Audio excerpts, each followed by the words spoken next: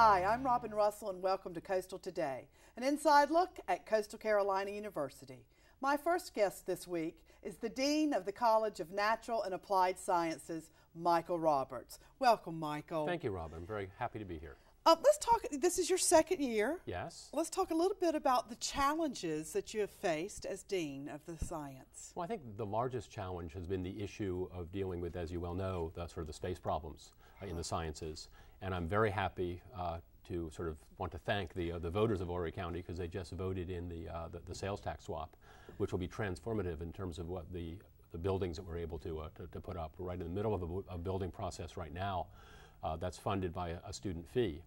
That'll create a bond, and we're planning now for a 40,000 square foot building. But with the sales tax, we now will be able to bring that up to probably an additional 60,000 or so square feet. So it'll allow us to really, more than double what we have. Well overdue. Well overdue for you guys. About that. What would be sort of a timeline on that? Any kind of? Well, with the planning process for the initial project, we've selected the architect. The process for signing that contract is going on as we speak. We plan to have some meetings in November, December, and January, and probably in the early spring we'll start to see floor plans and diagrams of what it will look like. They've talked about having groundbreaking in this summer with possible occupancy by December of 2011, I guess, was one of the estimates. Now, that's for just the process we're going on now. With the sales tax passing, there's now a whole nother level of building planning that will be going on, and how long that takes, I really can't say, but I think we're looking at a situation where, looking 3 years out, we're going to have a completely different set of facilities to do our science in, which would be wonderful. Why don't you tell our viewers right now that might not know what the current condition of your building is? Okay. Well, the building was built many, many years ago when science was taught and done in a very different way in terms of the design of the lab spaces, design of the classrooms. And so it's sort of outmoded. If you walk through the building, you'll see very traditional old-style laboratories, very traditional old-style classrooms. And one of the things we want to do is to update that to make it much more modern in terms of how science is taught today, which involves much more small group work, students having the spaces to do their independent research. So we're looking at that. We're going through a planning process where we're talking to the faculty about how do they teach science now. And what's come up from those discussions is the building we have now really doesn't match with how we want to teach the sciences now, and particularly in the area of student research projects and things like that. New programs to be implemented down the road. Well, there are a couple things that we're working on. One, as you probably know, the Spadoni College of Education is being reorganized, and so the area of the health kinesiology and sports studies is coming into science.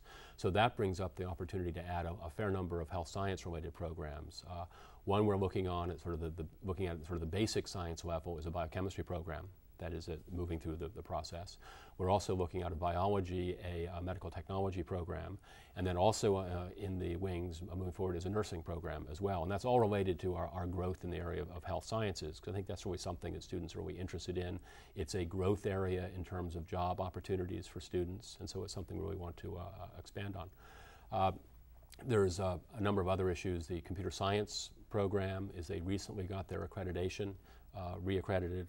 It's going through the reaccreditation process. They had their site visit, did very, very well. And they're looking at making their other program, their information system program, also an ABET accredited program as well. So they're building in that area. Psychology and sociology, which is growing in terms of its numbers, are looking at a number of things, one of which may be a focus on criminal justice. So there's a whole lot of things going on in the college. What is your strongest program as we speak? When I was thinking about that, when you mentioned when we were talking sooner, it's a difficult question to answer because one, I don't want to single out individual programs, but it also depends upon how you judge a strong program. So, for example, if you look at the growth of students and look at the students that are coming to Coastal that maybe had not in the past, it's sort of psych and soc is seeing a lot of growth, as is biology. If you look at where students who are coming from outside of the state, which is a measure maybe of your reputation outside of the state of South Carolina, marine science attracts a lot of out-of-state students.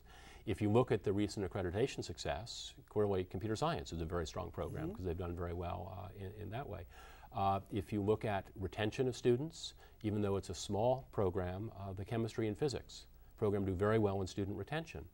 So it's really sort of hard to say, which one is the strongest programs because they all have very strong positive features of all of them. So you're not going to say for sure. I'm not going to say, and You're I gonna should say also they're all mention, strong. and to shout out to my friends in math. Math does an extremely good job of reaching out to their students and creating close student-faculty contact. So they all do very, very well. I'm proud of all of them. Now, you've had quite a few professors get national recognition for one thing or another. What does that mean to your department? Well, one of the things is it really allows, just simply from the press releases that go out and just are posted on the Coastal webpage, it gives an opportunity for the faculty to feel good about themselves and what's being presented to the outside world by the university.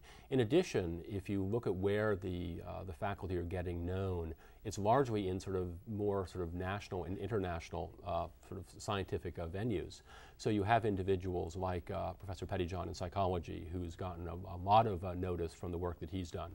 You have Jim Lucan, who studies Venus flytraps, has gotten a lot of notice in the media about the work that he's done. There was a while back, there was the issue that we had talked about the iceberg scours off South Carolina coming out of the Center for Marine and Wetland Studies. So all of those things allow us to see something that is a focus of excellence in the college. And it also it was wonderful PR, that it allows the word to get out there for students in both South Carolina and outside of South Carolina to learn something about the university and perhaps choose the institution as their place where they want to come to college. Any other exciting things going on in your department? There's, again, always. There's always, good things going on. We're in the process of, we've added a fair number of faculty last year in various areas. So we're expanding in the areas of vertebrate physiology and biology is being expanded. We have new faculty in marine science who are studying various geophysical aspects of the marine environment.